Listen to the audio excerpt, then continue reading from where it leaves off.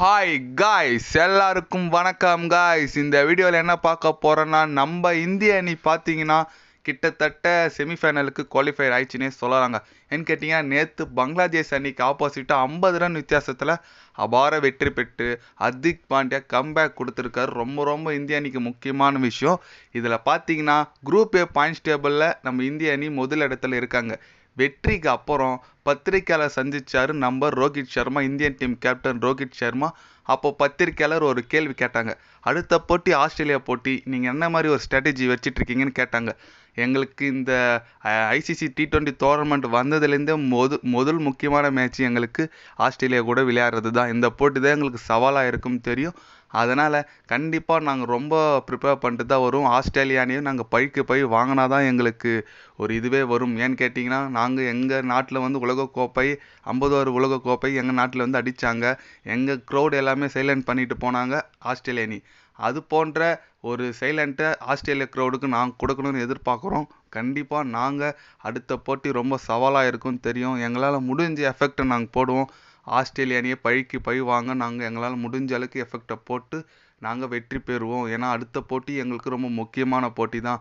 World கப்பில் எல்லா போட்டியும் முக்கியமான போட்டி. ஆனால் இருந்தாலும் ஆஸ்திரேலிய அணி கூட விளையாடுறது ரொம்ப சவாலாக இருக்கும். அதுவும் முக்கியமான போட்டி தான் எங்களுக்குன்னு சொல்லியிருக்காரு நம்ம கேப்டன் ரோஹித் சர்மா. ஆமாங்க, ஆஸ்திரேலியானாவே ஒரு நார்மல் லீக்கில் இந்த 3 ஒரு series, ODI series, T20 series எல்லாம் அடிச்சிடலாங்க. இந்த ஐசிசி ட்ராஃபின்னு வரும்போது அவங்களோட ஆட்டமே வேறு மாரி இருக்கும். அவங்களோட பிளேயர்ஸ் எல்லாருமே ஃபார்முக்கு வந்துடுவாங்க.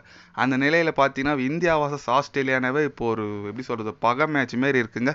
ஏன்னு கேட்டிங்கன்னா, நம்ம நாட்டில் வந்து கோப்பை அடிச்சுட்டு போனாங்க. ரசிகர்கள் எல்லாமே கோவத்தில் இருப்பாங்க. அந்த நிறைய உங்களுக்கு ஏன்னு தெரியும், க்ரௌடை சைலண்ட் பண்ணுன்னு சொன்னாங்க.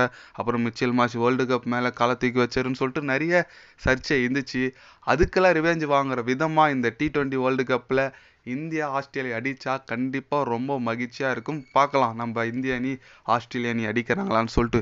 ஏன்னு கேட்டிங்கன்னா, ஆஸ்திரேலியா வந்து ஒரு வலுவான அணிங்க. இப்போதைக்கு பார்த்தீங்கன்னா எந்த டீமும் அவங்கள தோக்கடிக்கல. இந்தியா டீம் அதுமாரி தான், எந்த டீமும் தோக்கடிக்கல. 2 டீமும் மோதும்போது யாருன்னா ஒன்று கண்டிப்பாக தோத்தாகும். அதனால் கண்டிப்பாக ரொம்ப போராட்டமாக இருக்கும் இந்த போட்டிக்கான.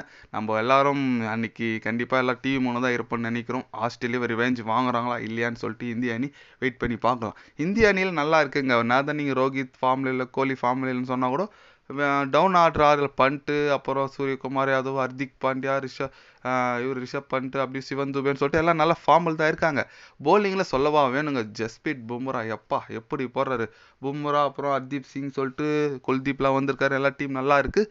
கண்டிப்பாக கோலி ரோஹித் ஃபார்முக்கு வந்துட்டாங்கன்னா இந்திய அணி அடிச்சிக்க முடியாது.